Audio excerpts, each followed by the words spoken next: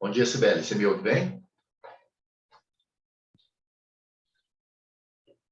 Bom dia, professor Rubens. Sim, ouço. Bom dia. Tudo já com você? Do Jóia, com você? Tudo bem. Você está falando de onde, Sibeli? Bem na pontinha aqui do estado de Santa Catarina, na divisa com o Rio Grande do Sul. Caramba, Bem longe, né? bem longe. A rede é um negócio maravilhoso, né? Liga pontas distantes. Eu falo aqui de Vitória, no Espírito Santo. Na sua cidade, é uma cidade litorânea? Sim, É. a minha cidade, eu digo que a gente é duplamente abençoado, porque nós estamos entre a serra e o mar. Então, imagina, 20 Hum. quilômetros para um lado é litoral e 20 para o outro serra. É igual a gente aqui. A gente fica espremido entre a serra e o litoral, né? Então, ou você tá afim de vai para a praia, ou você sobe para as montanhas. Mas vocês aí são a região fria, né? A maior parte do ano. Olha, a blusa de lã. Sério, eu É, me levantei para ligar o ventilador de calor que está aqui. ontem eu estava o dia todo trancado, assim, produzindo as coisas do doutorado, e saí correndo para ir no mercado, assim, só para pegar um pão. E aí tu tá em casa, assim, tu sente pouco frio, né? Tu tá em casa, tá com a casa fechada. Quando eu saí na Caramba, rua, tava todo mundo de casaco de lã na rua. Eu pensei, Jesus! tá brincando. Uhum.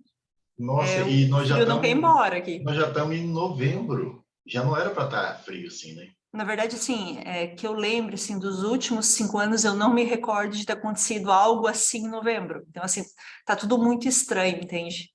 Uhum, caramba, Acho que a natureza nos mostra a cada dia mais uma surpresinha, né? e os seus desacertos. Aqui foi semana passada também, do nada, fez um frio assim.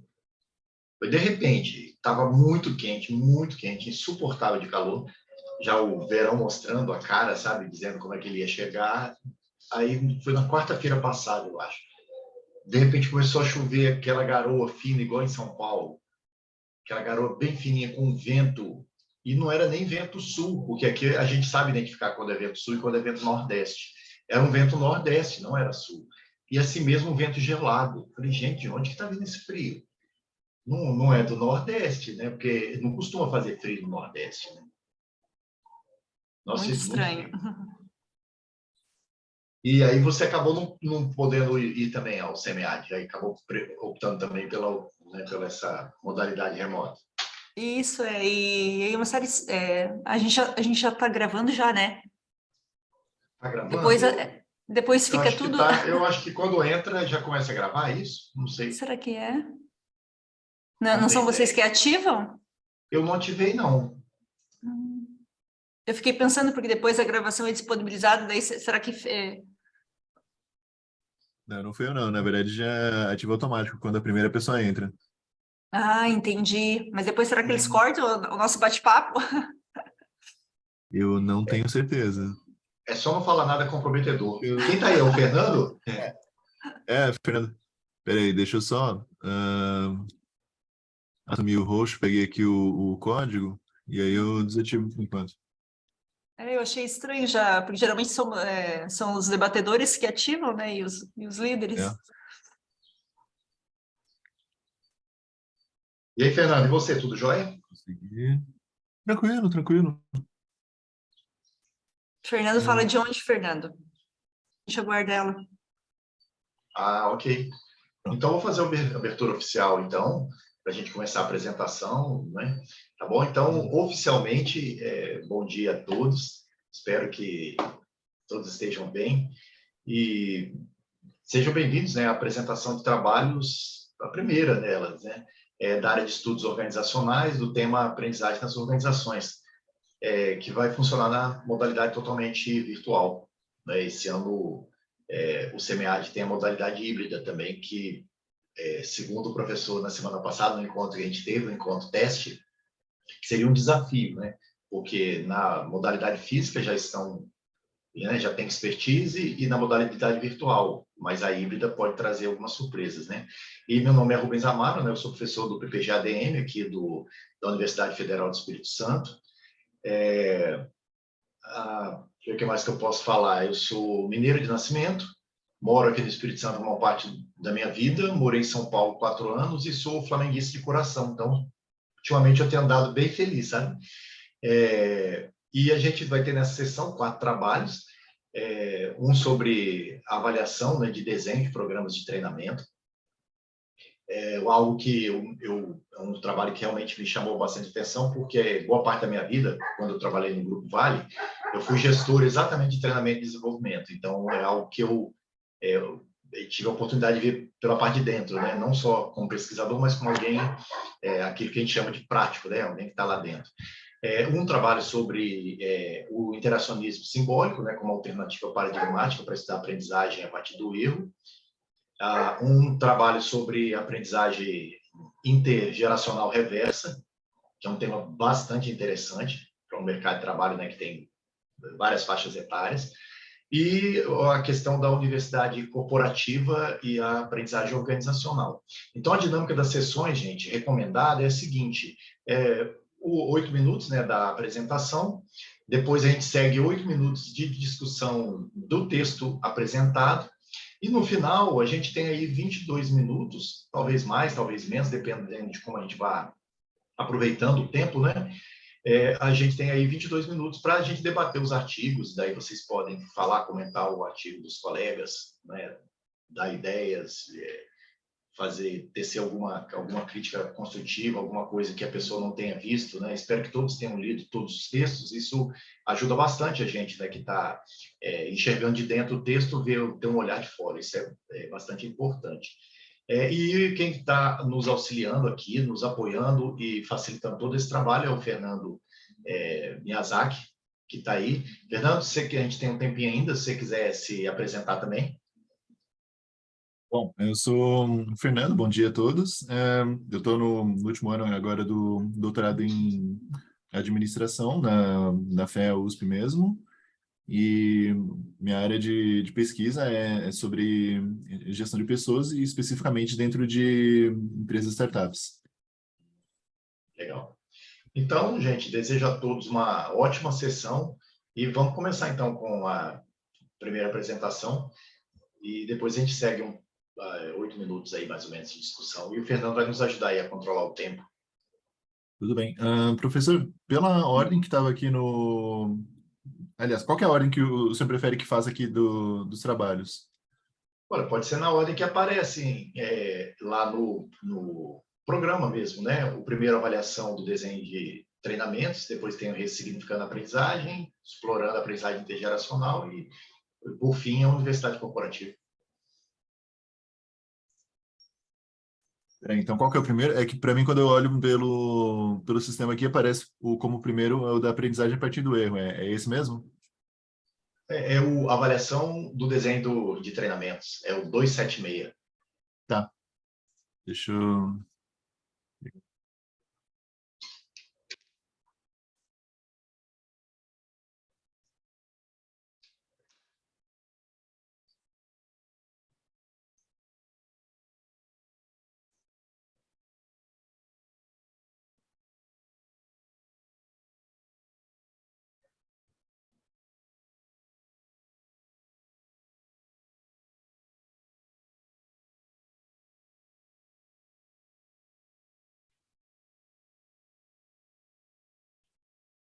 Seja bem-vinda, Janine, Alessandra, Julieta. A gente vai começar agora a primeira apresentação, tá, a apresentação do primeiro trabalho. É esse daqui, né? A avaliação do desempenho de Isso. treinamentos para participantes, tá. Então, eu vou Perfeito. colocar aqui ele na tela cheia.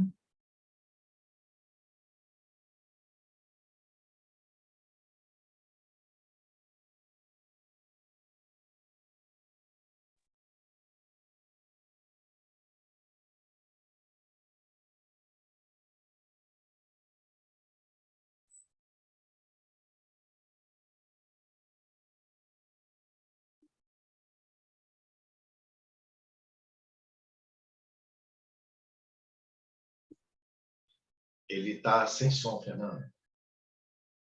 Tem som? Eu pelo menos não estou ouvindo. Não sei se o Beto também não, né? Então, está sem som mesmo. Deixa eu ver aqui. Assim aumenta ou ainda não está ouvindo? Tá, então peraí, deixa eu... Eu acho que quando você compartilha a sua tela, você tem que selecionar a opção com som, né? Alguma coisa assim. Deixa eu voltar aqui. Acho que é adicionar o som dos sistemas, alguma coisa nesse.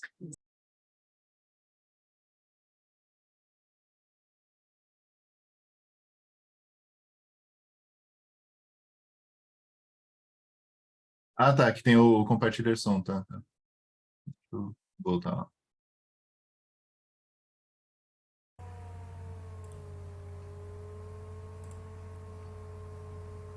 Eu vou apresentar o trabalho intitulado Avaliação do Desenho de Treinamentos para Participantes e Líderes de Equipes Virtuais.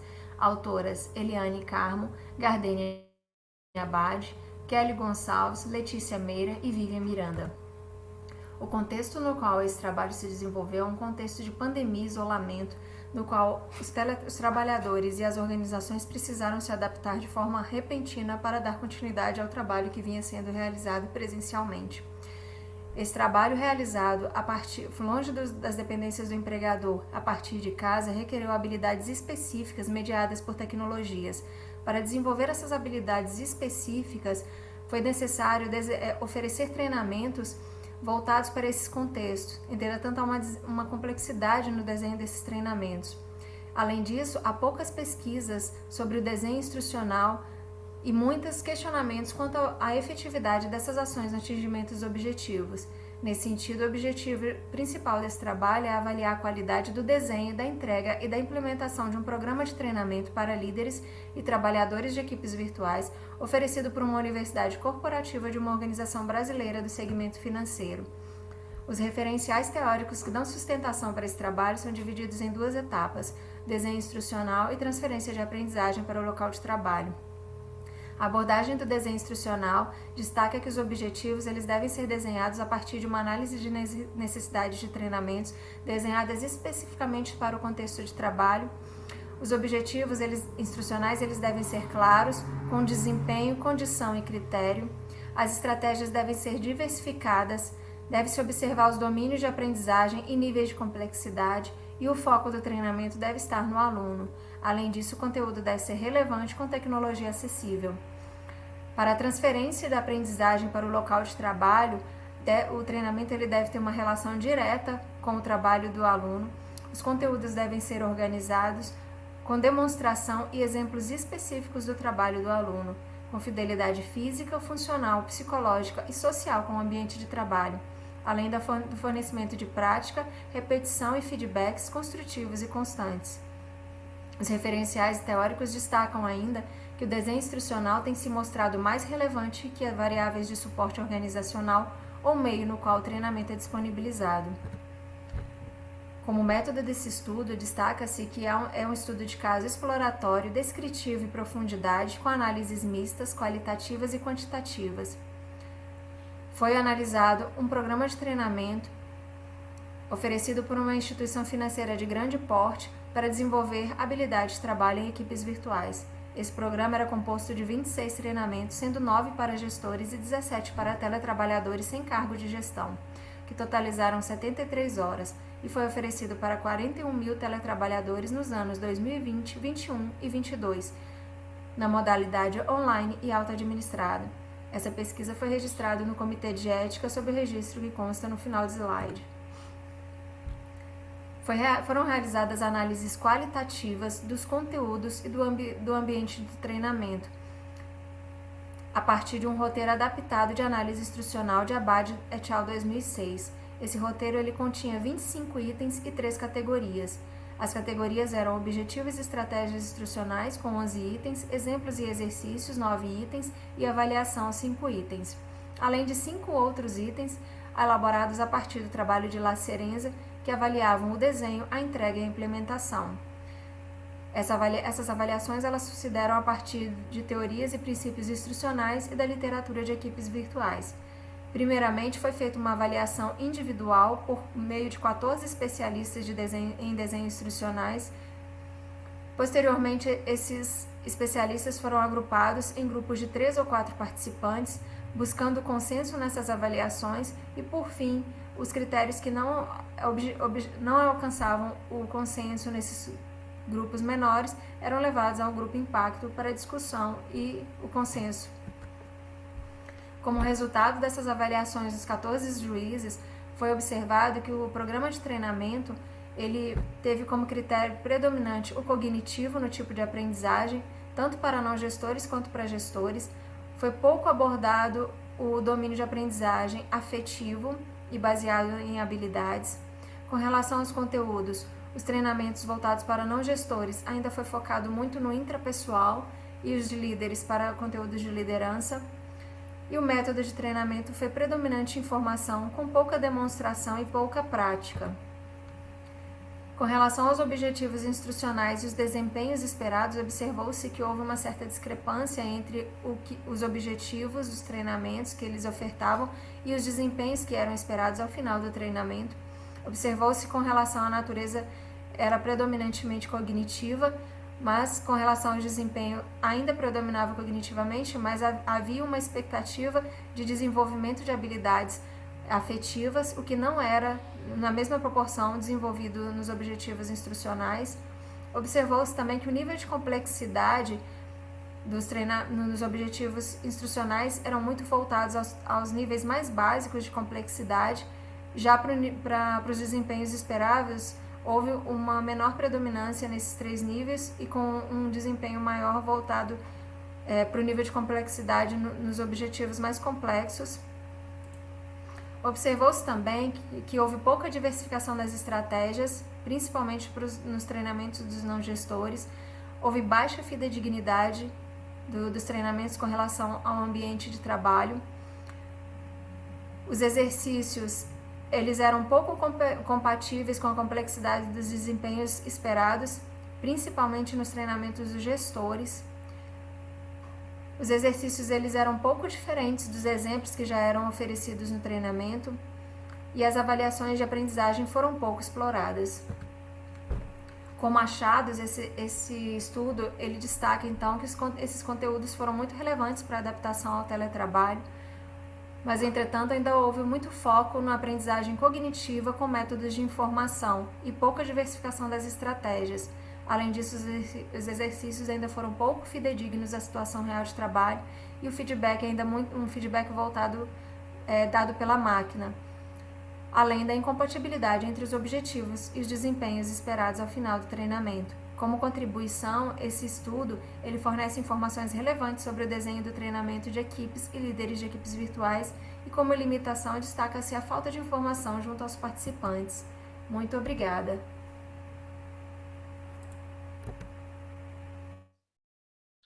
Joia. Então, temos aí o primeiro trabalho. Eliane, eu queria comentar algumas coisas a respeito do trabalho de vocês, principalmente alguma coisa que me chamou a atenção. Eu queria que, sim, a gente pudesse bater um papo a respeito.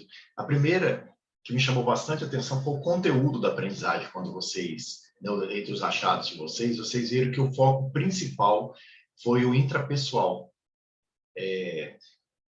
Mas eu não vi lá na frente se vocês levantaram alguma hipótese, alguma suposição do porquê esse conteúdo, né, da aprendizagem, esse conteúdo dos programas instrucionais, por que eles foram ressaltados? Você tem alguma ideia?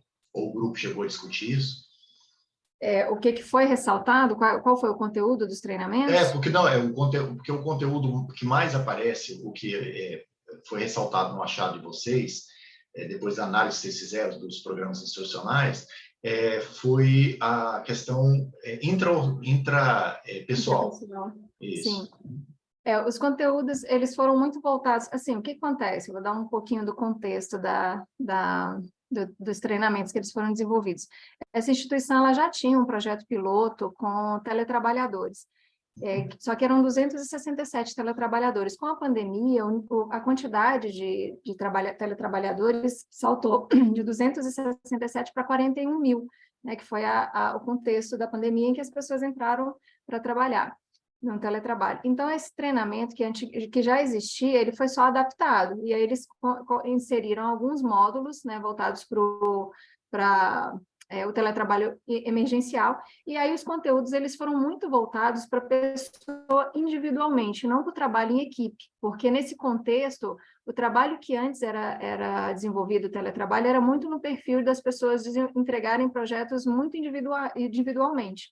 Então, ele foi adaptado, mas os conteúdos, eles abordaram um pouco conteúdo de trabalho em equipe, então, interpessoal, trabalho em equipe. Então, os conteúdos, eles foram muito voltados para o autogerenciamento, autogestão do tempo, as entregas individuais. Então, o conteúdo, ele ainda foi muito focado nesse intrapessoal, na sua autogestão, não foi muito voltado para a gestão da equipe, para comunicação. Teve o conteúdo que eles adaptaram foi para comunicação de equipes, um pouquinho de gestão de conflitos, mas ainda houve uma predominância ainda nesses conteúdos que eram intrapessoais, era desenvolvimento da pessoa.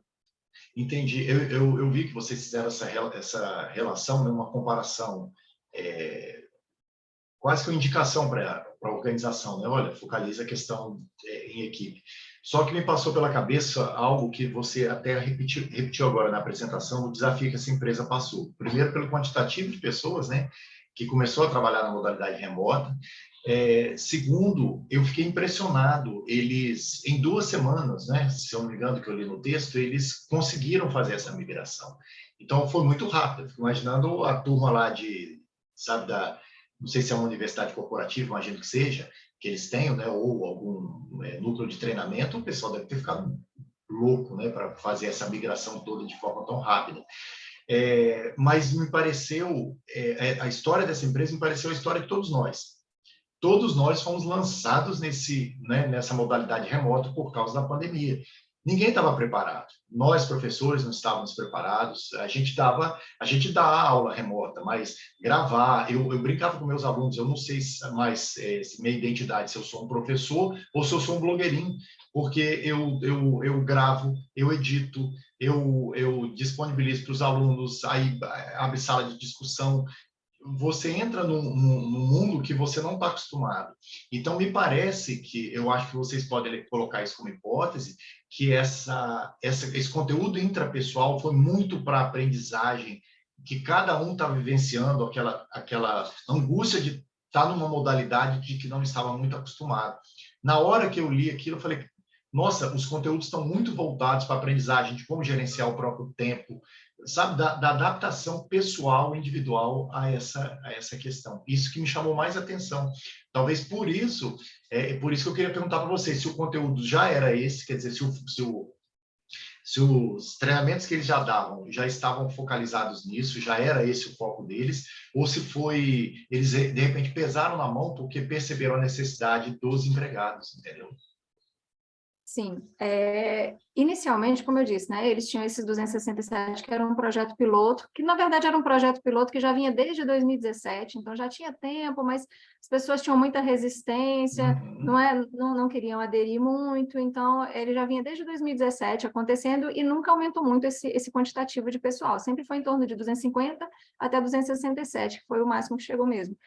E aí, com a pandemia, eles precisaram fazer essa adaptação, eles inseriram 2 módulos muito voltados para esse contexto de pandemia, que foi um contexto que trouxe muita insegurança, então, assim, foi só 2 módulos pequenos, muito pequenos, voltados para essa adaptação, para como gerir o tempo com a família, que era um contexto que era muito específico da pandemia, e o restante já tinha. Só que, como eu disse, o restante era muito voltado para esse trabalhador individual. Então, era cuidados com a saúde, né, como você gerir seu tempo e conciliar com outros cuidados, ergonomia, cuidados, fazer um exercício físico. Então, era muito conteúdo voltado para a pessoa individualmente. E o desafio da instituição, e que na verdade era o que a gente queria estudar, era esse trabalho que a gente já estava visualizando, que era um trabalho que vai ser híbrido.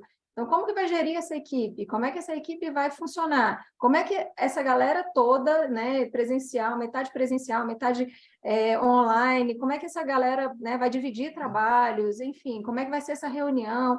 Então, a gente estava interessado nessa gestão de equipes.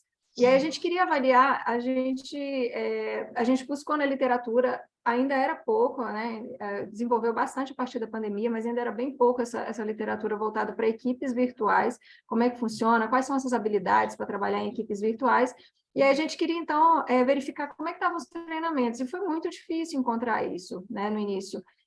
Foi o assunto do doutorado, né, do meu doutorado, foi muito difícil. Isso que você observou aconteceu realmente. A instituição conseguiu, em 2 semanas, colocar o treinamento, né, a trilha, o programa de treinamentos funcionando, porque já tinha esse piloto e porque ela fez poucas adaptações. E foi realmente isso, assim, em 2 semanas a Universidade Corporativa só trabalhou nisso para buscar e fazer essa adaptação.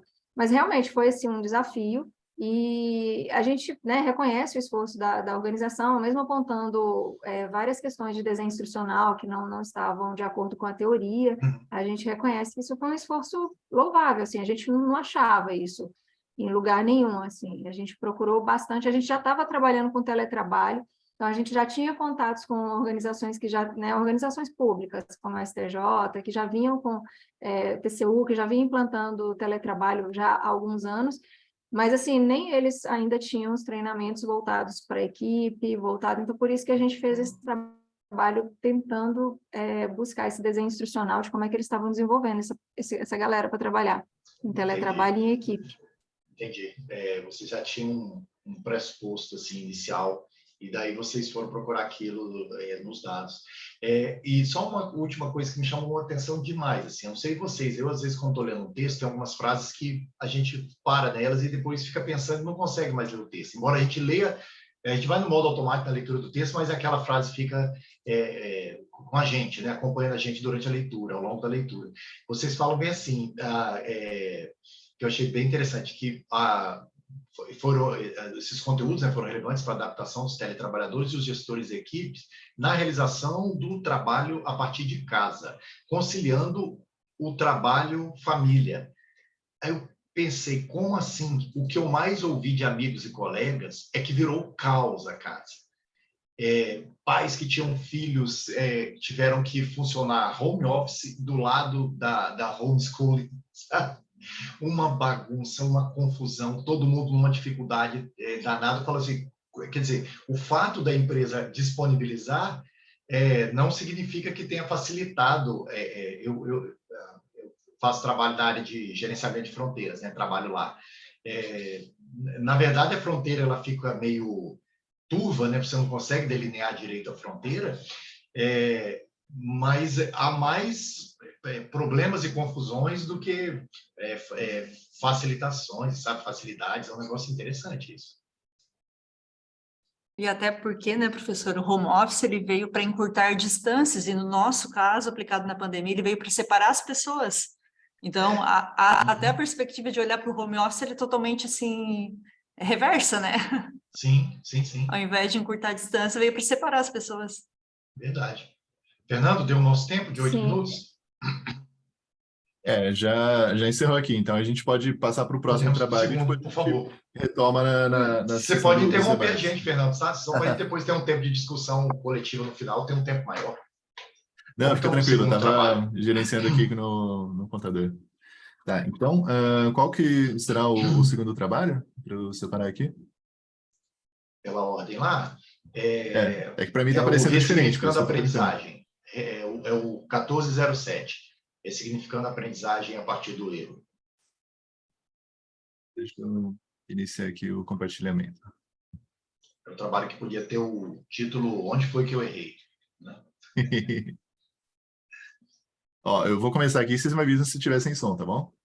Saúdo a toda a comunidade SEMEAD que nos acompanha nessa apresentação de artigo.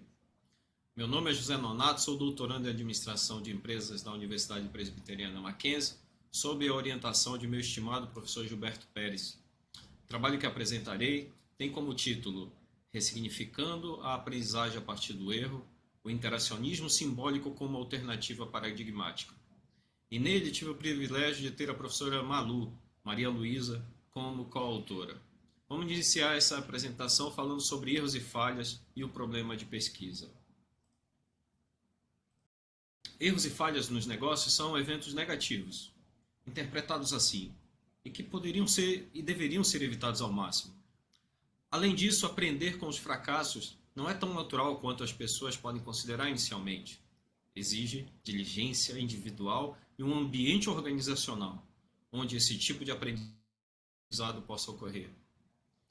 Receio de vivenciar sentimentos negativos, diminuição de autoestima, deteriorização da imagem social, temor de represálias são algumas das causas que levam empregados a terem comportamentos defensivos em relação à experimentação e ao erro.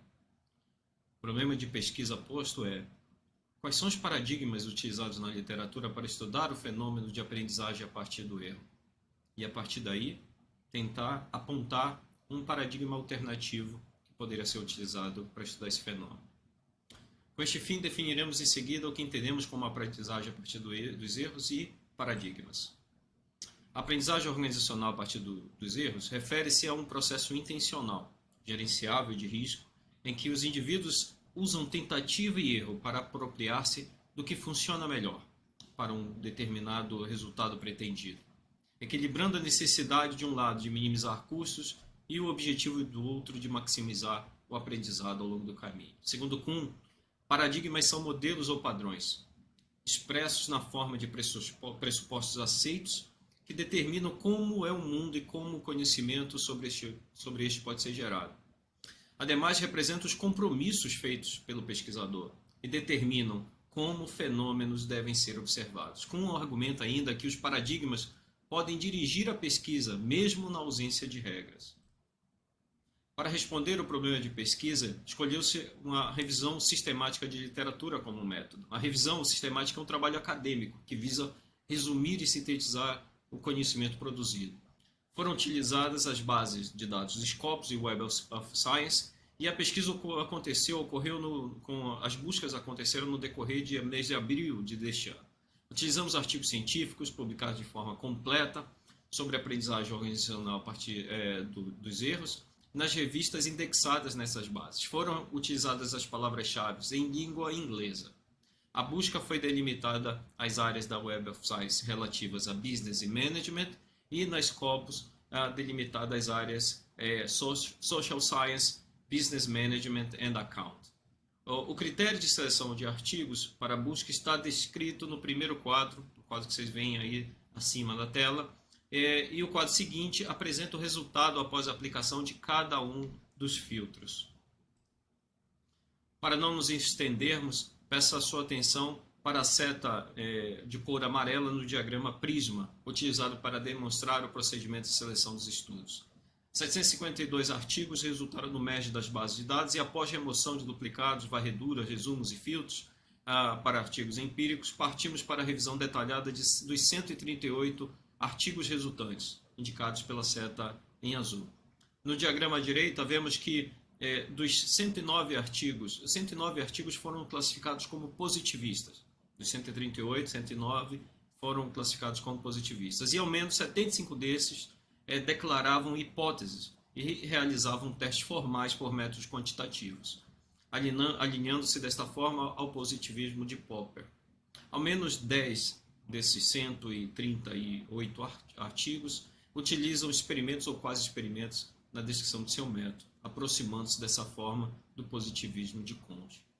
29 dos artigos foram selecionados e classificados como interpretativistas. Nesta visão, a realidade resultante das interações entre sujeito e objeto não é objetiva, mas que os significados são impostos aos objetos. A unidade de análise nas pesquisas interpretativistas é o significado. Uma vez que a prevalência encontrada na literatura é do paradigma positivista, seguida do interpretativismo, buscou-se uma opção de menor representatividade nessa literatura corrente, mas que for ainda compatível, claro, em sua epistemologia e ontologia com o objeto de estudo. Ao nos debruçarmos sobre os artigos interpretativistas, vemos que autonomia e dependência, como apontado por Stern, segurança psicológica em Edmondson, dimensão emocional em Catino e Patriota, são temas frequentes e consistentemente abordados nos estudos sobre aprendizagem organizacional a partir do erro, e concorrem na forma como o indivíduo e o grupo percebem os erros. Ademais, no âmbito organizacional, posturas e aparências dominam como situações inconsistentes com o hábito organizacional são tratados e interpretados por atores sociais. Por outro lado, vemos que, sob a perspectiva do interacionismo simbólico, a realidade é intersubjetiva, é criada entre os atores sociais, como sendo o produto das interações que, ademais, nunca ocorrem de forma apolítica. O interacionismo destaca que os humanos são, ao mesmo tempo, sujeitos e objetos das mudanças que estes mesmos engendram ou pelas quais são afetados. Ao adotar as lentes do interacionismo simbólico, o pesquisador poderia compreender as predisposições e os modos automáticos de resposta, hábitos, que os indivíduos têm em relação ao não conforme, ao inconsistente, e apontar eventuais facilitadores e barreiras para que novas expectativas possam ser compartilhadas e adotadas. Por fim, com este trabalho verificou-se a prevalência da tradição positivista no estudo da aprendizagem organizacional a partir do erro, embora que alguns dos artigos se dedicassem a estudar a natureza subjetiva do fenômeno, né, a abordagem interpretativista, com frequência o fizeram com a intenção de transportar achados e outros arranjos, como fazem os positivistas.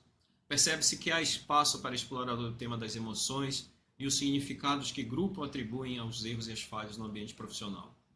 A contribuição deste ensaio está em apontar uma alternativa paradigmática, uma que não anulasse os esforços empreendidos e que fosse, ao mesmo tempo, complementar ao amplo corpo de conhecimento gerado, permitindo entender os significados atribuídos por grupos a um fenômeno que é inerentemente social. E vejam bem, se é em sociedade que erramos, é também em sociedade que aprendemos. Sobre as limitações, as próprias dificuldades enfrentadas pelos autores em delimitar as chaves de busca demonstram que, antes mesmo de avançar com medições, verificações de construtos, é preciso compreender melhor os conceitos, suas delimitações e o que os torna distintos de outros. Com isso, eu agradeço e fico aberto a quaisquer perguntas.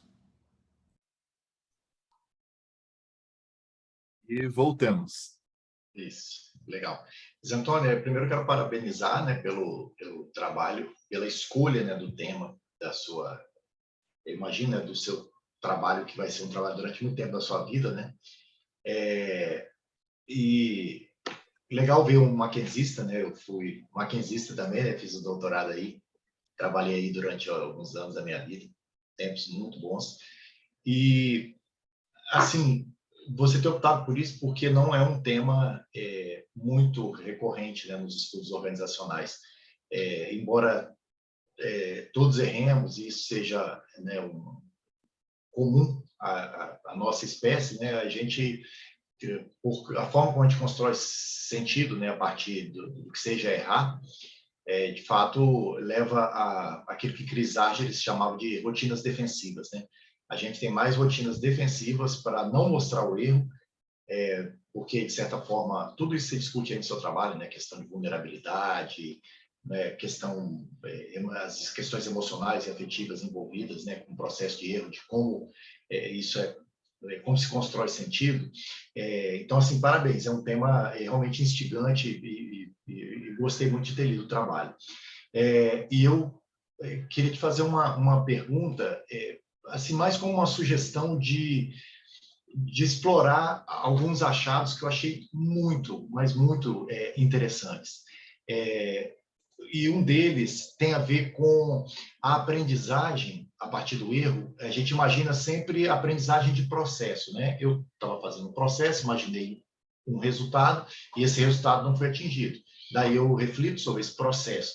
Mas tem mais a ver com a aprendizagem de modos de ser do que propriamente de processos.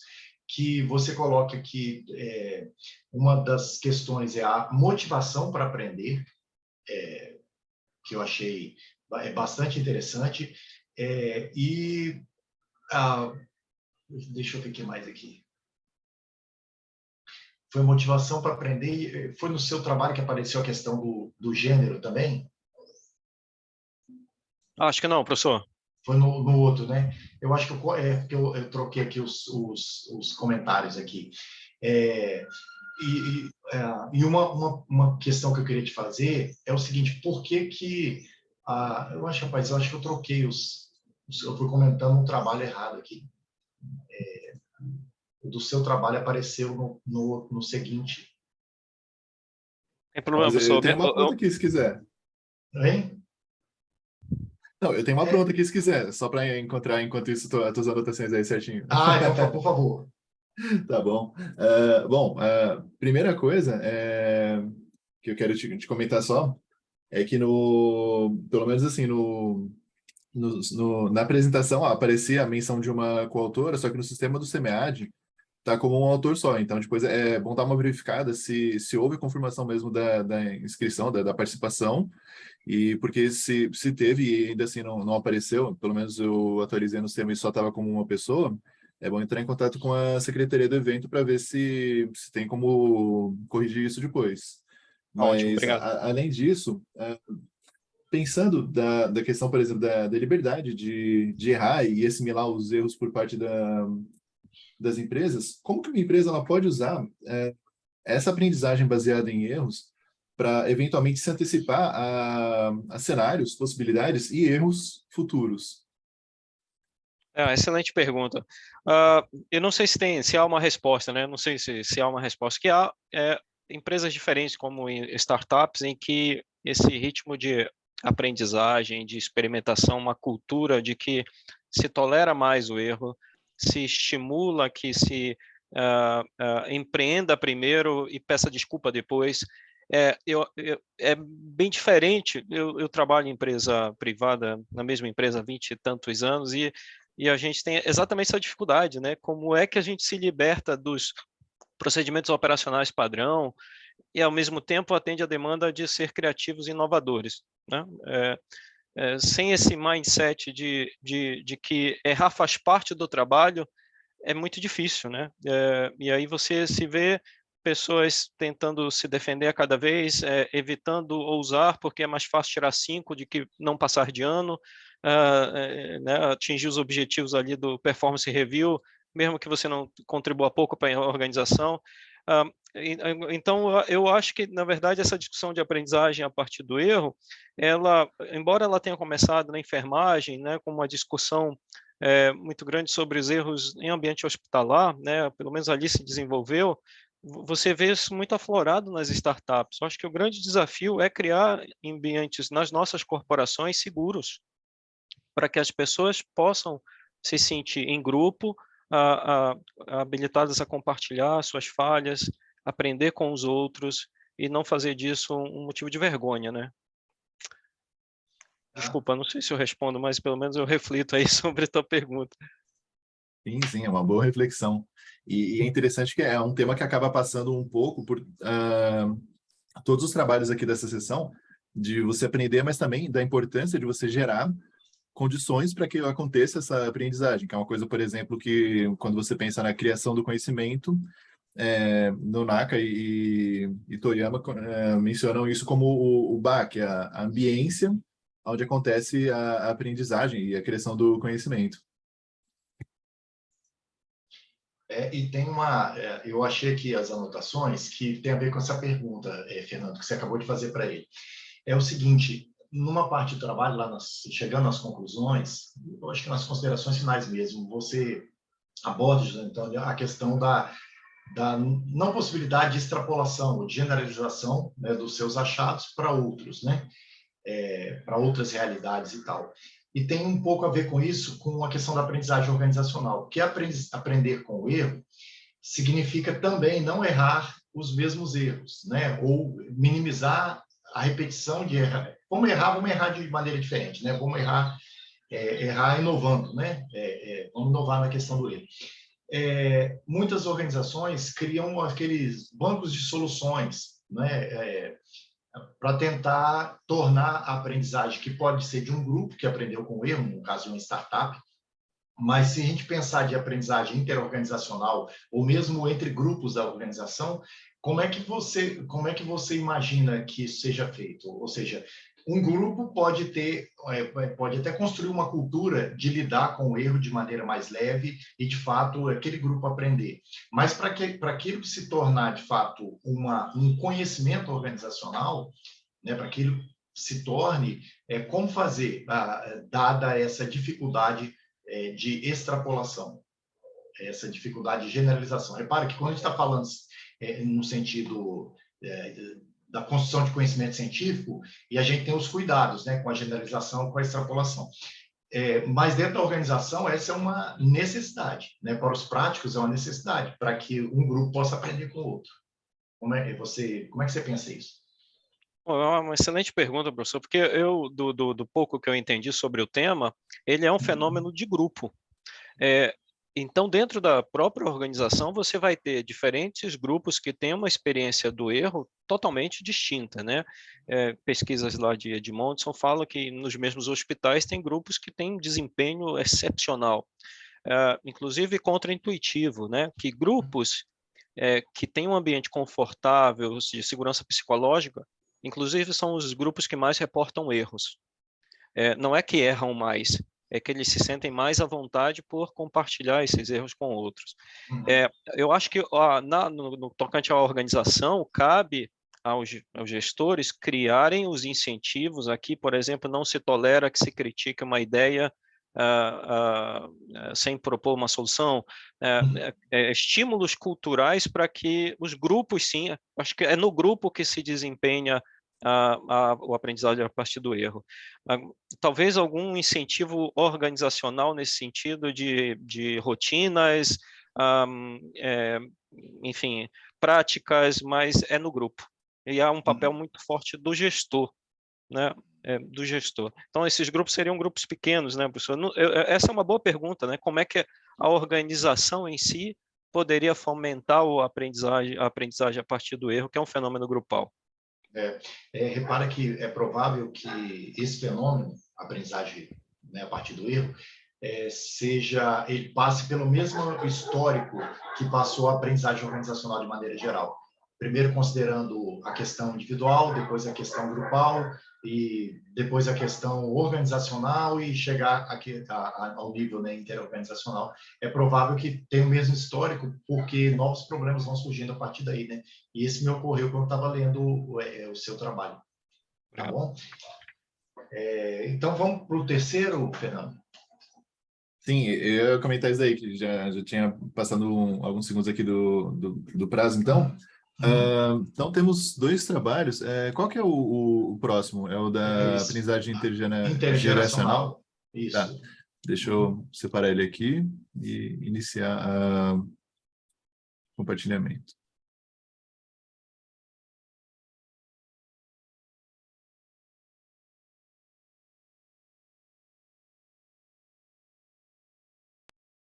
Olá, meu nome é Janine Silva Nascimento Cunha e vou apresentar o trabalho Explorando a Aprendizagem Intergeracional Reversa no Ambiente de Trabalho, Facilitadores, Aprendizados e Barreiras.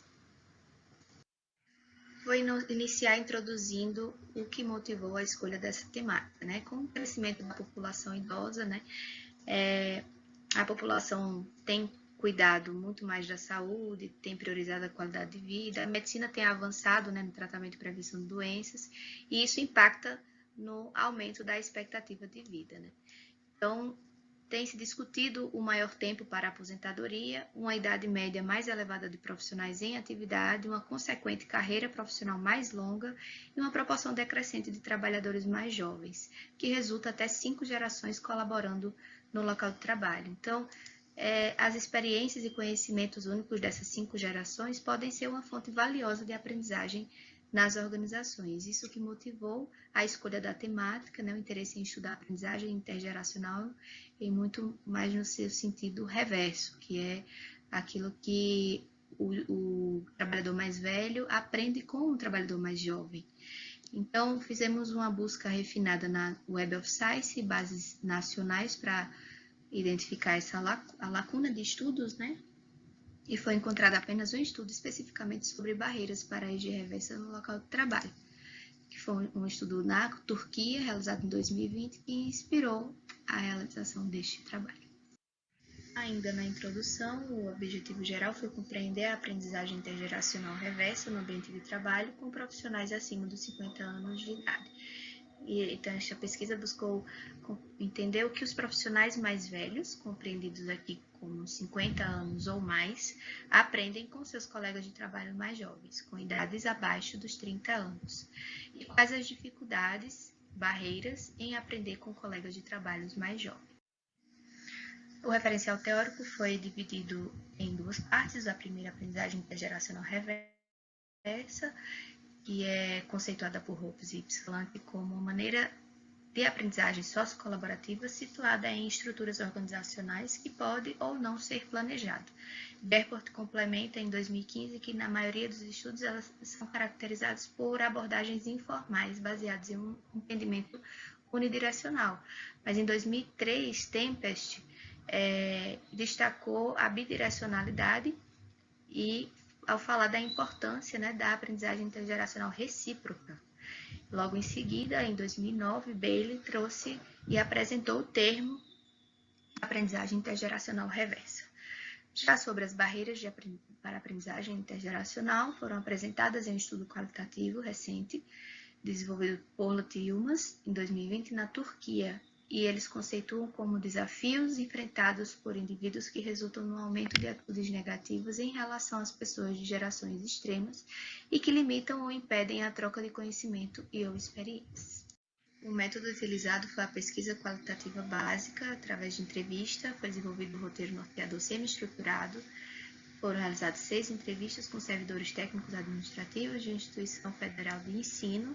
A escolha dessa instituição foi devido à amplitude etária, muitos trabalhadores com idades acima dos 50 anos e muitos ingressantes com idades abaixo dos 30 anos. A amostra foi composta com trabalhadores com idades acima dos 50 anos e que trabalhavam com pessoas mais jovens. O método foi bola de neve, de indicação, né? A pesquisa foi realizada entre os meses de junho e julho de 2021, no meio da pandemia, então foi utilizado o Google Meet através de videochamada, gravadas mediante a autorização expressa dos entrevistados. Cada entrevista teve duração média de 27 minutos.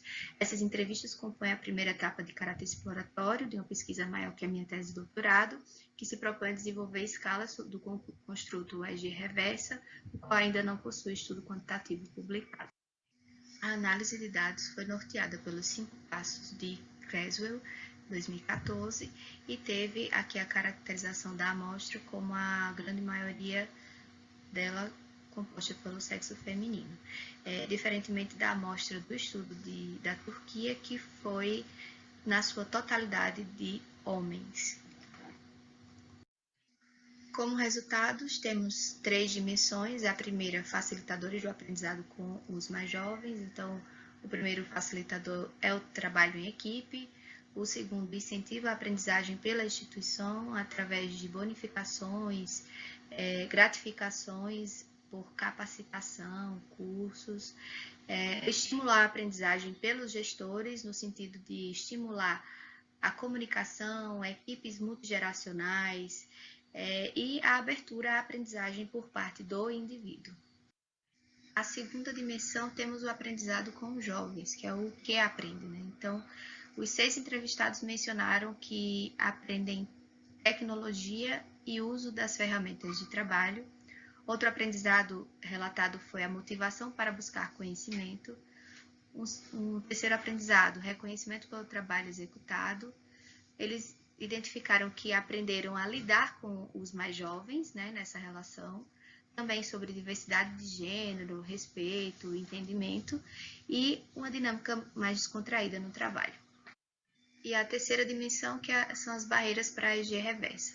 A primeira foi falta de abertura para a aprendizagem por parte dos mais velhos. A segunda, autossuficiência, né, dos mais velhos, que não tem nada para aprender com os mais jovens, resistência ao novo por parte dos mais velhos, os mais velhos ignorando a capacidade dos mais jovens, falta de motivação no trabalho de ambas as gerações e uma insegurança do mais jovem em perder o cargo ao passar aquilo que ele sabe, o conhecimento dele. Como conclusão, temos as 3 grandes dimensões, facilitadores, aprendizado, que é o que aprende, e as barreiras, né? Como limitadores, a dimensão das barreiras foi bem difícil extrair detalhes dos entrevistados, alguns não conseguiram relatar nenhuma dificuldade. Apenas quando eu questionei, seus colegas da sua idade costumam aprender com os mais jovens? Ou seja, quando questionados sobre uma terceira pessoa, sobre os colegas de trabalho da mesma idade, aí eles costumavam responder. Então, isso pode ter ocorrido porque por constrangimento, né, por eu ser jovem, e questão da desejabilidade social também, né, responder aquilo que é desejável, não o que de fato ocorre. Outras limitações pode ser a amostra pequena, a maioria do sexo feminino e o método bola de neve.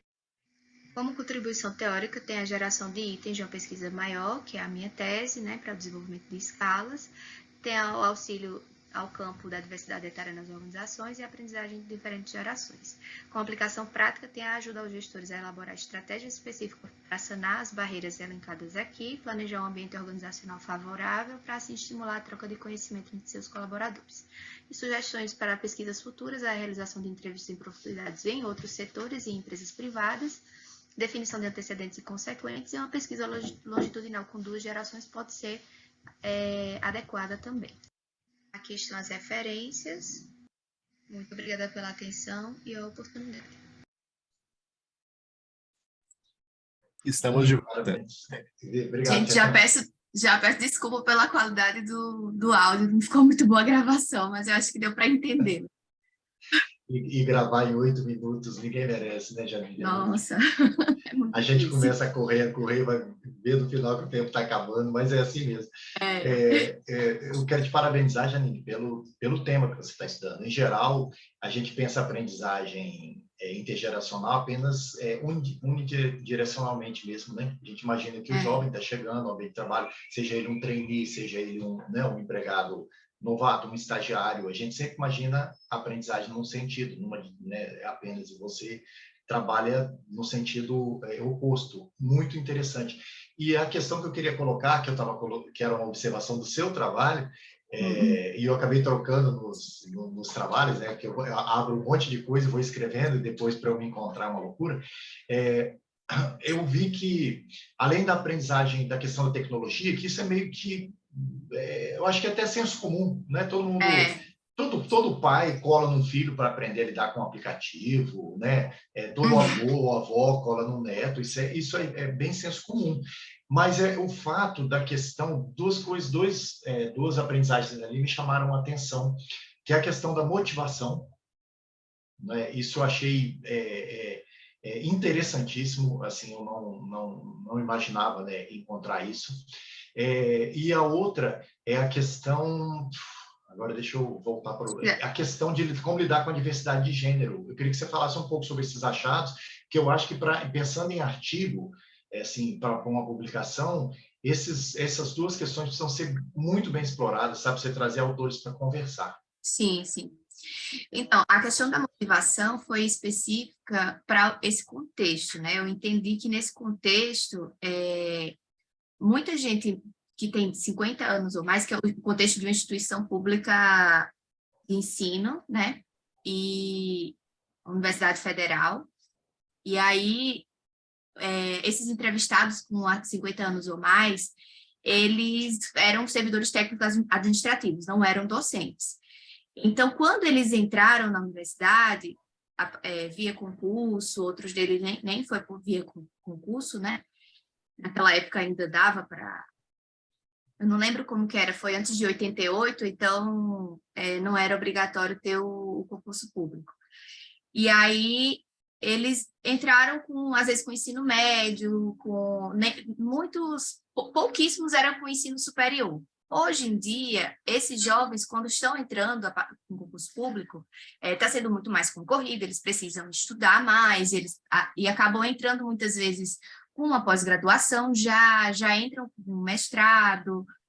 Então, assim, esse pessoal que tem mais idade, que está lá na universidade, que foi se desenvolvendo, né, se capacitando ao longo do tempo, às vezes por normativas, né, por exigências da própria gestão, que faça um curso de capacitação específico, ou até pela própria gratificação que o serviço público dá por uma retribuição né, por titulação, eles acabaram fazendo uma graduação e aí uma pós-graduação. Mas aí, vendo esse pessoal chegando mais preparado com relação à formação, eles acabaram, então vou buscar fazer um mestrado, esse jovenzinho já está chegando com mestrado, então vou buscar fazer um doutorado, até vai melhorar a minha gratificação, vai melhorar o meu desempenho, e acabou ao observar esse pessoal chegando mais preparado, hoje em dia, né, eles buscando se capacitar mais.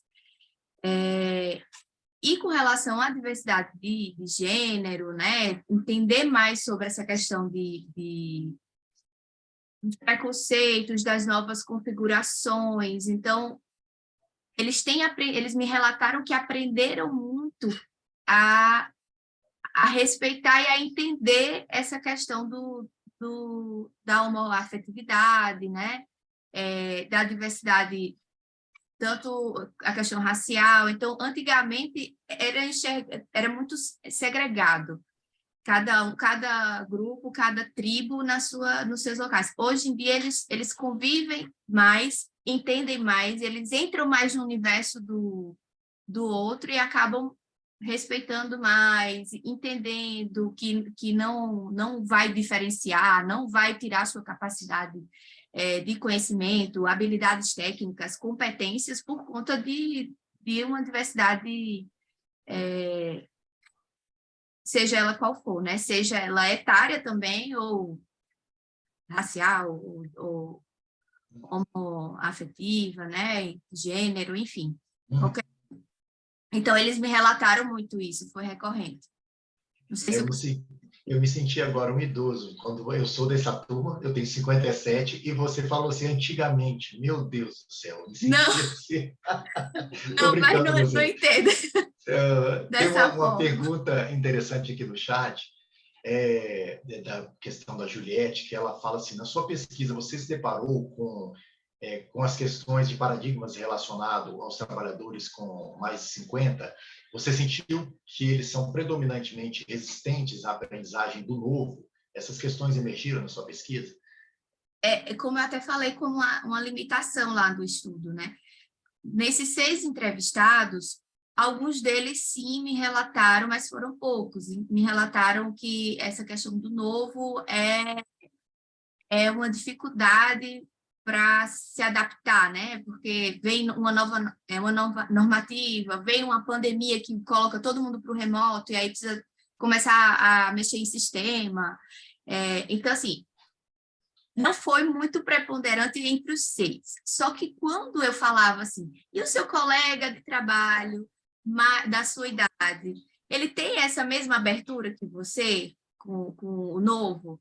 Ah, não. A maioria da minha idade já aposentou porque veio pandemia, veio internet, veio tecnologia, veio software, e aí eles não quiseram se adaptar a essa mudança. Eles disseram que já estavam em vias de aposentadoria, já estavam em fim de carreira e que não precisava aprender isso, que queria ficar com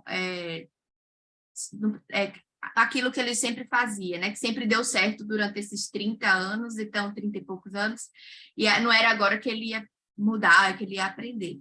Então, isso foi recorrente quando eu perguntei sobre os colegas, e eles disseram que foi quase unânime no setor em que trabalhava, ou quando vinha uma nova normativa, de mudança de processo, mudança de procedimento, eles preferiam atender aluno a ter que se adaptar, ficar em balcão, a ter que mexer com o computador. Então, o novo foi acho que é bem característico, né? Um estereótipo, pode ser considerado talvez um estereótipo de algumas pessoas dessa idade, e outras. Mas repare que o que eu acho bem interessante nessa questão e a forma como você respondeu, né? Primeiro, pelas rotinas defensivas que a gente tem pessoalmente, né? Como a gente não gosta de se expor, muitas vezes para um entrevistador, para quem quer que seja, né? E a gente fala do nosso colega, né? Não, meu amigo, né?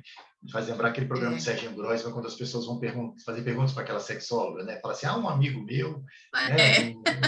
Um primo e tal, é sempre outro, né? É sempre outro. Isso.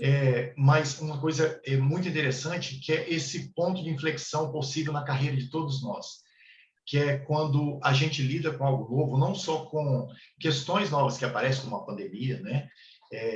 Que fazem com que a gente reflita a carreira e repense e precise aprender coisas novas, mas quando a gente lida com pessoas novas, com outra visão de mundo, que é a questão da diversidade que você trouxe, e com questão da motivação para o trabalho, porque estão em outro momento das suas carreiras, né? Estão buscando outras questões. Como que isso estimula quem está lá? Eu achei isso muito legal, como achado do seu trabalho. Por isso que eu acho que se for pensar em artigo, explora isso mais, entendeu? Traz autores para discutir isso, que são duas questões muito interessantes para essa questão dessa aprendizagem reversa aí. Muito legal mesmo. E eu acho que deu o nosso tempo, né, Fernando? Sim. Acabou passando alguns segundos, mas dá para seguir sem problema. Se quiser fazer mais alguma pergunta, pode, senão a gente já passa para o próximo. Não, a gente pode ir, porque a gente guarda para o final. Né? Porque a gente faz depois um bem bolado com todo mundo, né? E aí vocês podem se perguntar, até quem está aí perguntando no chat também, se quiser perguntar também, tá bom? Obrigada. Então, a gente volta. Estaremos de volta daqui a pouco, Janine. Então, agora, eu poderia perguntar qual que é o último trabalho que falta, mas eu acho que eu já sei. Vou iniciar aqui o compartilhamento dele e depois a gente retorna, tudo bem?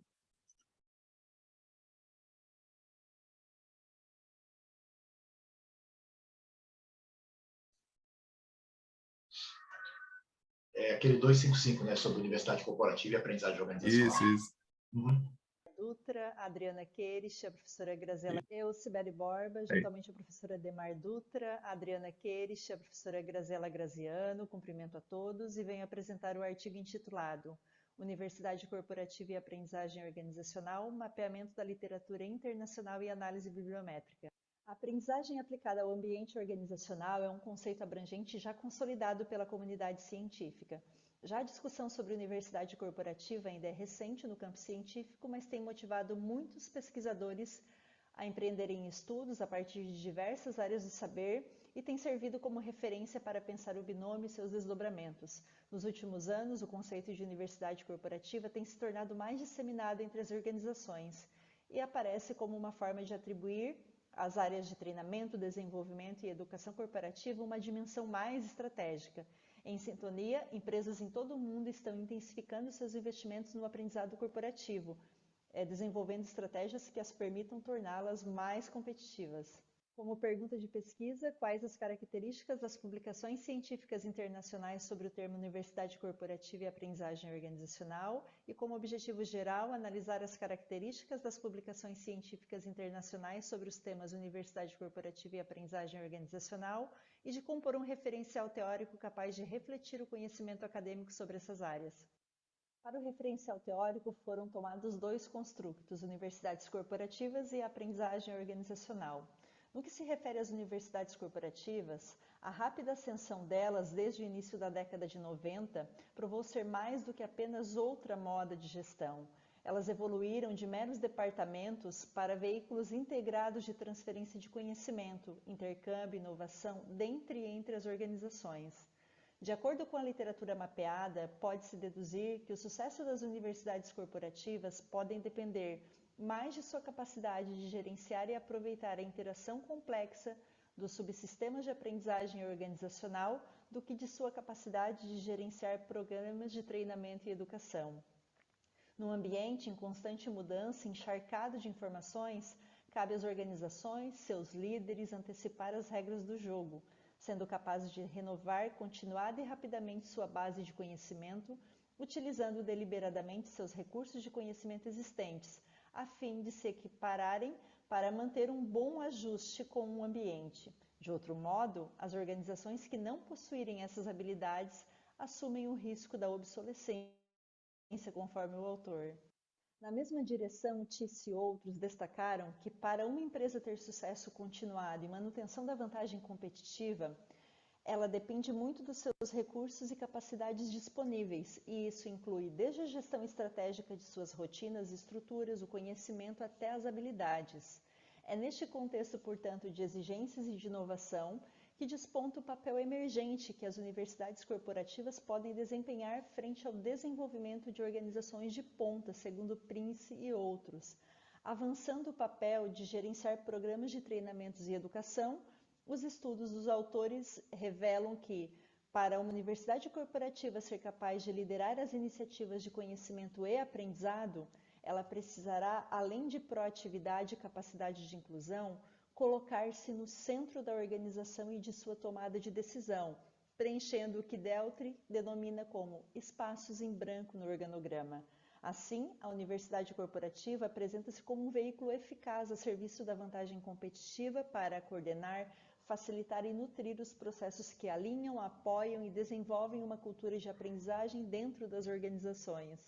Em se tratando do construto da aprendizagem organizacional, de acordo com a literatura mapeada, autores apontam uma distinção dentro da própria literatura, podendo ela ser compreendida a partir de uma visão mais técnica ou como um processo social.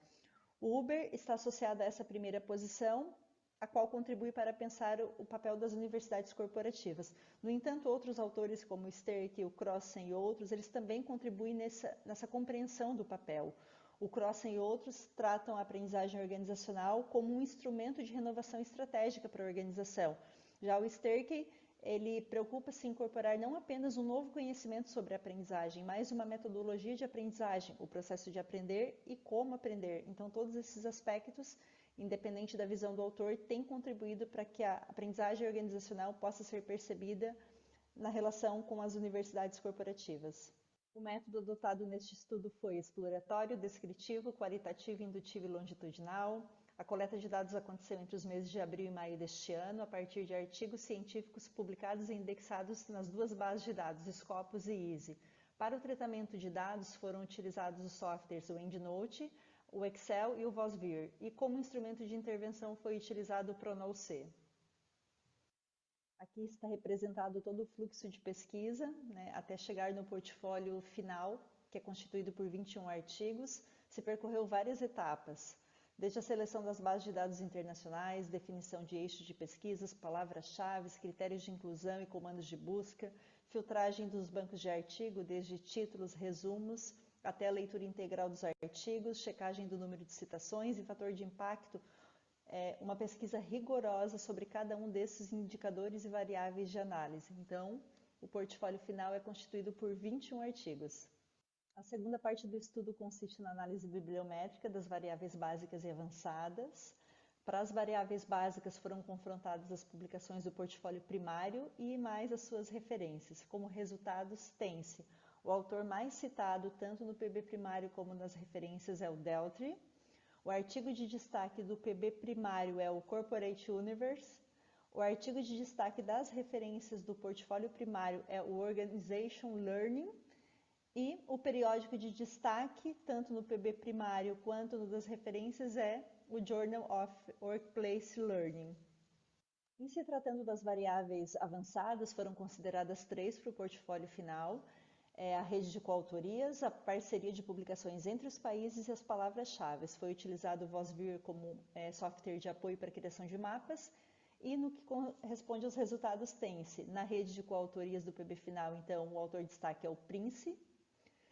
Na publicação de parcerias entre os países não foram encontradas publicações conjuntas, no entanto, o Reino Unido se destaca de maneira individual por ter 10 publicações, e em se tratando das palavras-chave, foram encontradas 6 palavras mais citadas, que são, dentre elas, Corporate University ou Corporate Universities e Learning ou Organization Learning, que foram as mais citadas. Por fim, como contribuição teórica, espera-se que esse portfólio possa servir aos pesquisadores para que identifiquem e examinem a evolução do tema Universidade Corporativa na perspectiva da aprendizagem organizacional e, com isso, a oportunidade de aprofundarem seus estudos.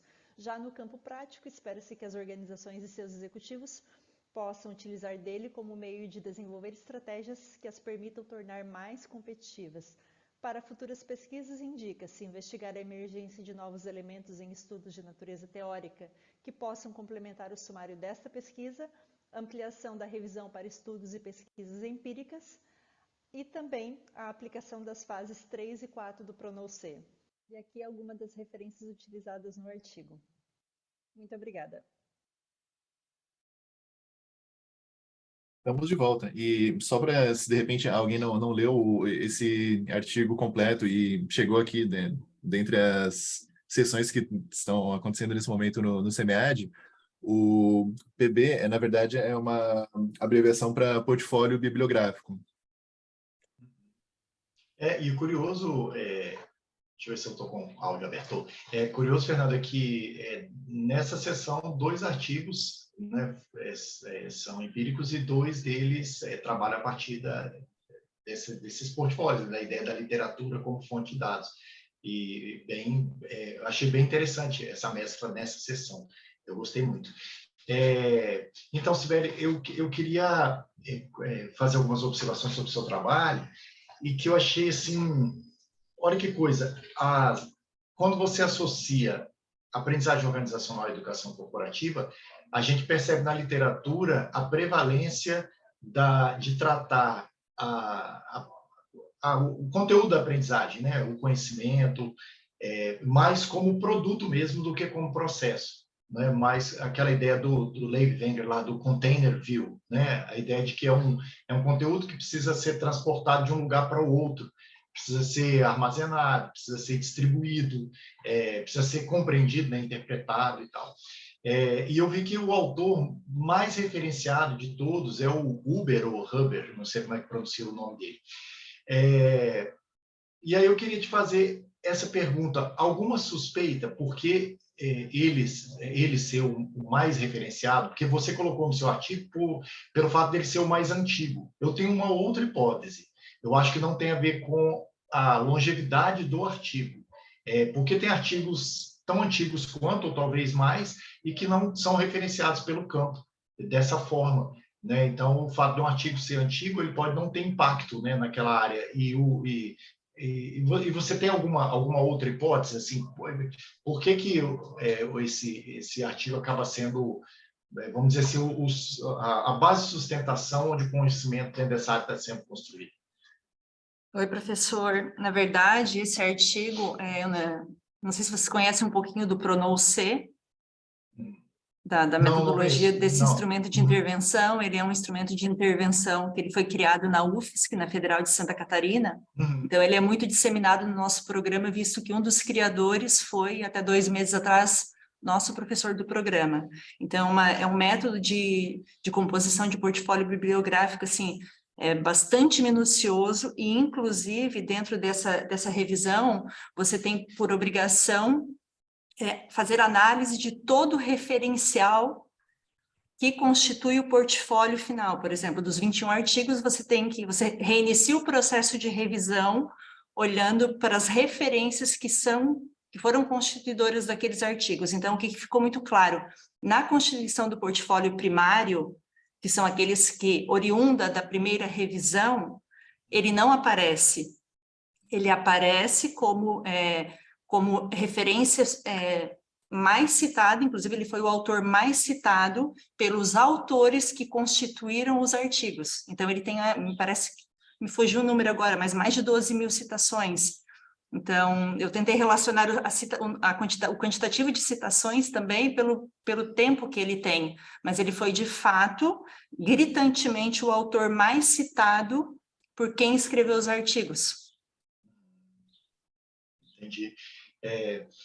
Assim, eu vou falar a minha hipótese, assim, por se tratar de universidades corporativas, né, autores que constituíram esse campo, aquilo que a gente chama de autores seminais, né? Por que eles tratam a aprendizagem da forma como o Huber trata? Pela própria constituição do que seja a premissa básica, eu acho assim, como que, ontologicamente, pegando um pouco do artigo do Zé Antônio, que ele tratou a questão ontoepistemológica, né, no artigo dele,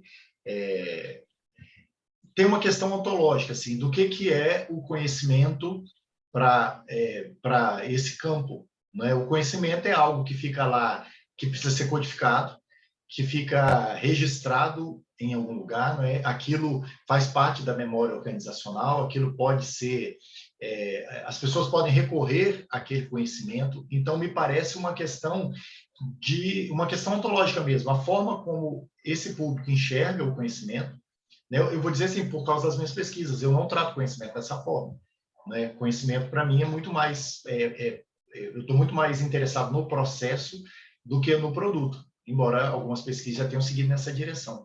Então, parece até muito coerente eles utilizarem esse autor, e eu vi o número de citações dele, é absurdo, assim, né? Muito vultoso, assim. E me parece que tem a ver com isso, com essa questão ontoepistemológica. Faz muito sentido, né, que alguém de universidade corporativa trate o conhecimento dessa forma, pela necessidade exatamente de fazer como o autor pensa, né, de adquirir o conhecimento, de distribuir esse conhecimento, de interpretar esse conhecimento e de torná-lo parte da memória organizacional.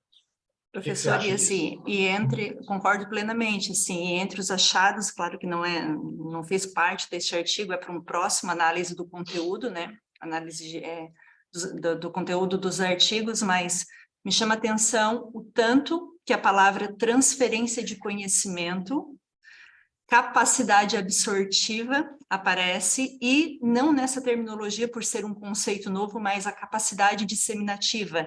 Então, está muito claro esse conhecimento tratado como produto, que parte do disseminador para o receptor. Então, ficou muito claro isso para mim, tanto que, assim, que o novo direcionamento que eu darei à minha pesquisa por conta daquele fato que eu compartilhei contigo no início, eu vou para a área de transferência de conhecimento, porque a minha pesquisa vai ser aplicada numa rede de franquias. Então, esse portfólio ele contribui nesse sentido, inclusive de um novo posicionamento, mas o tanto que também me chama a atenção a capacidade disseminativa, que é algo pouco explorado na literatura, mas que aparece de maneiras muito suaves já em toda essa literatura desde os anos 90. Uhum. E mesmo a literatura que trata de transferência de conhecimento tem passado por um momento de transição para outra ideia, que é a ideia de compartilhamento de conhecimento. Exatamente porque se você trata como transferência, significa que o conhecimento saiu de um lugar para outro. Ele não saiu. Então, por exemplo, vamos pensar na questão intergeracional que estava colocada antes. O fato de alguém aprender, de alguém mais velho no trabalho, aprender com alguém mais jovem, não significa que o conhecimento saiu do mais jovem, ele não foi transferido. Ele foi simplesmente compartilhado. A pessoa não perdeu aquele conhecimento ao transferir. Então, a literatura de transferência de conhecimento, eu tenho notado, ela está mudando para essa ideia do compartilhamento mais do que a ideia da transferência. E essa unilateralidade, né, professor? Como se apenas a fonte pudesse disseminar e apenas o receptor tivesse que absorver. Então, acho que rompe um pouco também com essa ideia dessa lateralidade do conhecimento. Sim, até porque a gente está tratando, alguém, eu acho que foi o Fernando que falou do Nonaka, né? Vamos pegar um pouco o Nonaka e Takeuchi, que foram os caras que popularizaram aquelas ideias da filosofia do conhecimento, né? Trazidas lá pelo Michael Polanyi, né? Que é a ideia do conhecimento codificado, né? Aquele conhecimento que é explícito ali e aquele conhecimento que é tácito. Esse autor, Huber, e todos os outros que tratam da questão da aprendizagem corporativa, pelo menos de maneira do mainstream, assim, tratam do conhecimento explícito, do conhecimento codificado. Ora, se o conhecimento é codificado, ele está, de fato, em algum lugar, ele está codificado em algum lugar. Seja num conteúdo instrucional, como no caso do primeiro texto, seja na experiência de vida de alguém que ela conseguiu codificar e transformar aquilo num conteúdo para ser passado para outro. Por isso que esses autores eles tratam da ideia da transferência, pelo fato de tratar de um tipo de conhecimento que é codificado, não esse conhecimento tácito. Esse conhecimento de que, como o Michael Polanyi falava, né, que a gente sabe muito mais do que a gente consegue falar, né, a frase mais conhecida dele, no sentido de que ele recorre muito a um outro filósofo, que é o Heidegger, que Heidegger tinha um exemplo muito interessante, que ele falava o seguinte: imagina uma centopeia e a forma como ela anda, né, como ela se locomove. É uma coisa fascinante, assim, pensando no sentido da engenharia do movimento, é um negócio magnífico. E ele fala assim: imagine que uma centopeia soubesse falar, e imagine que você fosse perguntar para a centopeia assim: aqui, me explica como é que você se movimenta, como é que você anda. E aí ele trabalha com a ideia que se ela fosse falar assim: olha, quando eu levanto a primeira pata, a 48ª faz isso, a 98ª faz aquilo, ela cairia, ela tropeçaria, ela não conseguiria andar mais se ela tentasse explicar aquilo que ela faz. Para dar essa ideia, né, de que muito do que a gente conhece está na nossa memória muscular, está na nossa memória afetiva. A gente não consegue explicar, a gente não consegue passar para alguém, né? A gente não consegue transformar aquilo em conteúdo codificado de treinamento, né? A gente tem muita dificuldade de fazer isso. Por isso que as organizações trabalham muito com pessoas da área do conhecimento, né, de pedagogia empresarial, para tentar codificar conhecimentos, o que é uma tarefa extremamente difícil. Muito complicado, é muito complexo, né? Mas eu acho que deu o nosso tempo, não deu? Aí, eu não sei, Fernando, você me ajuda aí. Não, deu um pouquinho, mas eu considero que a gente já está entrando nessa segunda parte aqui então de debate, já para mesclar uma coisa na outra, tanto que está fazendo já um pouco de interface também com os outros trabalhos. Legal. Eu sei que ele fez isso, né? Então, aí eu queria colocar vocês para conversarem no sentido seguinte: vocês, lendo o trabalho do outro, vocês têm alguma questão para colocar, alguma ideia, algo que poderia ajudar no artigo do colega, pensando na questão de publicação? Ou alguém também que está, né, na sessão gostaria de perguntar alguma coisa a um dos autores?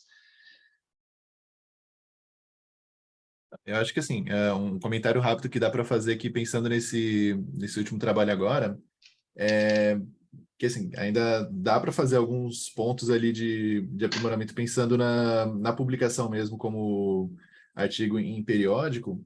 E que também é aquilo, eu não sei qual que é o tamanho que esse texto teria originalmente, se teve que ser reduzido para caber aqui no formato do SEMEAD. 9 páginas a mais. Isso acaba acontecendo.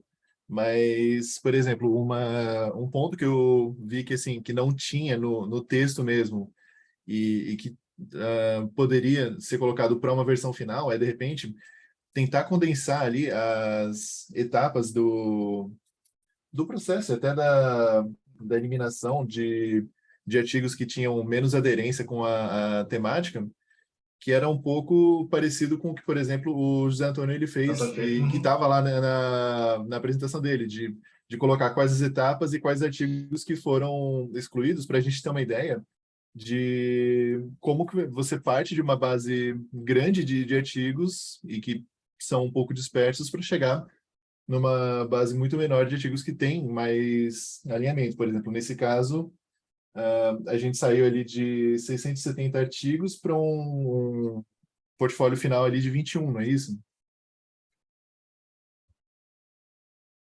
Isso, e é uma inquietação, esse trabalho ele já foi apresentado recentemente num outro artigo e houve a mesma pergunta: quais foram os critérios de exclusão? Então, a gente já vai tomar providências para incluir, visto que já é a segunda vez que isso é questionado.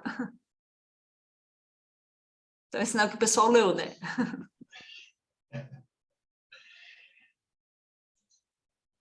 E tem um dos trabalhos, eu estou tentando achar aqui qual, que fala sobre contribuição, né? Porque o formato, né, do resumo lá pede que a gente indique, né, a contribuição e o impacto do artigo. Eu acho isso fundamental, principalmente se você estiver pensando em publicação em revistas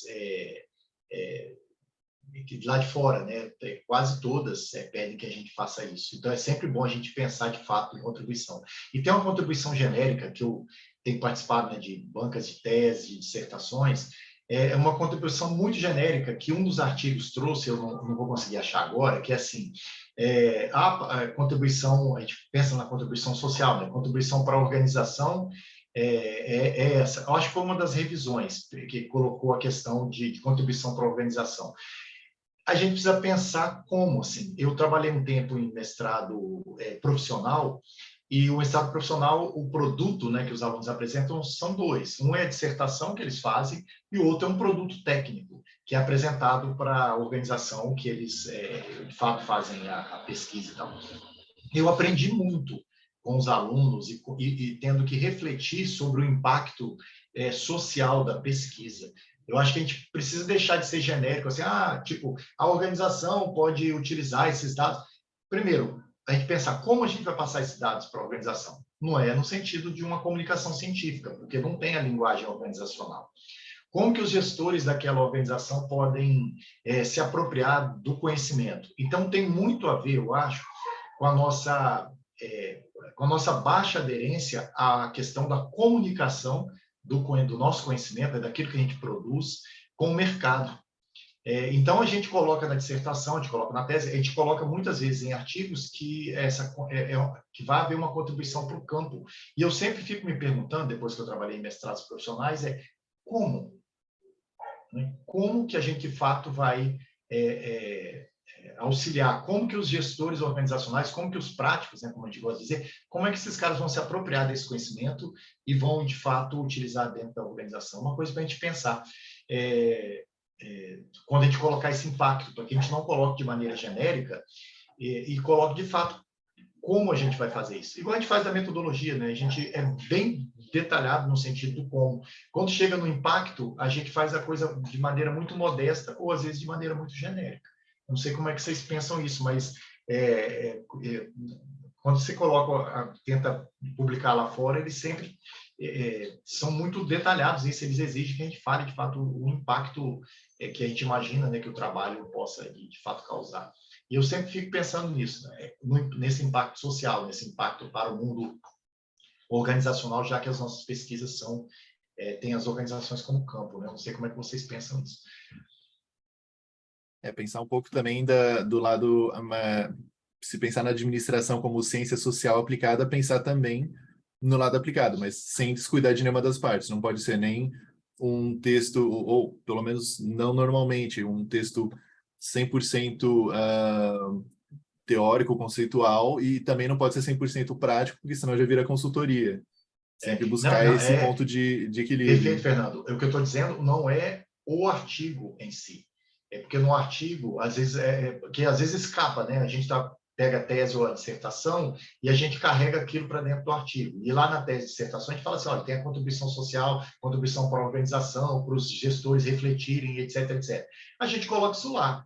A banca aceita, normalmente, né? As bancas costumam aceitar, mas pensando em sentido prático mesmo, como que isso vai ser colocado. Porque se a gente não quer trabalhar isso no artigo, é melhor não colocar essa parte. É isso que eu tenho pensado ultimamente, sabe? Assim, para a gente ser mais honesto com o tratamento desse dado, porque senão fica uma coisa muito geral, muito genérica, e que não quer dizer muita coisa, né? São linhas ocupadas que poderiam estar ocupadas contra a questão do artigo.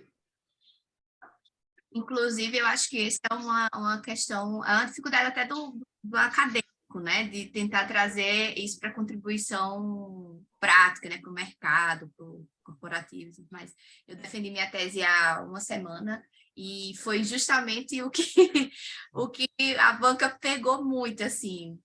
Como que você vai falar isso para um gerente, ou você vai vender o seu peixe, ou você vai fazer isso, vender uma consultoria, como é que vai ser a parte prática para o mercado isso, né? Então, acho que quando a gente vem de um contexto muito acadêmico, de pesquisa, aí realmente tem essa dificuldade de transformar isso numa ação específica para o mercado, né? E faz todo sentido, porque nós estamos falando de campos distintos, né? O campo acadêmico, ele tem uma linguagem própria, né? Ele tem um conjunto, um modo de ser e de fazer completamente diferente do mercado. A questão é que a gente vai ao mercado, né? A gente vai às organizações tentar compreender o que está se passando ali e construir conhecimento a partir, né, dos achados das nossas pesquisas. E muitas vezes a gente não tem a preocupação de devolver à organização o que a gente fala, porque a gente apresenta para a banca e às vezes produz um artigo nacional ou internacional, mas a gente não volta na organização, até como uma forma de agradecimento, porque eles não recebem nada, né, por a gente fazer pesquisa. Eles cedem do tempo, né, os participantes da nossa pesquisa, né, gastam do tempo deles para responder as nossas questões. A gente, às vezes, faz entrevista em profundidade, gasta 1 hora, 1h30, 2 horas com a pessoa conversando. Às vezes são gestores que têm um tempo caro para a organização, né, quando eles estão parados para responder pesquisa nossa, eles estão em absenteísmo, né, na organização, e muitas vezes a gente não devolve isso, a gente não pensa. Então, eu acho legal, bacana, Janine, que sua banca tenha explorado isso aí. Alguém gostaria de comentar mais alguma coisa? Eu acho que a gente está encerrando a sessão, né, Fernando? Eu queria, de minha parte, assim, agradecer, né, vocês pela participação, parabenizar pelos trabalhos e torcer mesmo para que vocês desenvolvam esses trabalhos no sentido de que, logo ali na frente, a gente veja esses trabalhos publicados, né, em algum periódico importante, que seja importante para vocês, né, que seja um marco para vocês, sendo que são trabalhos, né, ligados ao doutorado que vocês estão fazendo e ao que vai impactar bastante na carreira. Então, parabéns mesmo. E, Fernando, comente sobre o chat lá, a área, né, para o pessoal fazer contar depois. Na verdade, assim, eu acho que como o nosso tempo aqui da sala, ele já expirou, já até passou 1 minuto, e eu vou tomar uma chamadinha por isso, o que eu acho que a gente pode fazer é continuar dentro da sessão de networking, nesse link que eu mandei agora no chat, porque, assim, eu acho que tem coisas para debater, coisas para falar e tudo, que aí já não cabe mais no tempo dessa sessão aqui, porque eu tenho que liberar a sala para a próxima sessão que vai começar daqui a pouco. Então, a gente pode continuar isso dentro do espaço de networking da plataforma. Legal. Vamos ligar para lá, então, aqui, se estiverem interessados, vamos bater um papo lá, então. Eu já estou indo lá e eu já vou encerrar aqui, então, essa sessão. Tudo bem, gente? Obrigada, pessoal. Obrigada pelas... Obrigado a todos. Muito legal. Tchau. Tchau, tchau.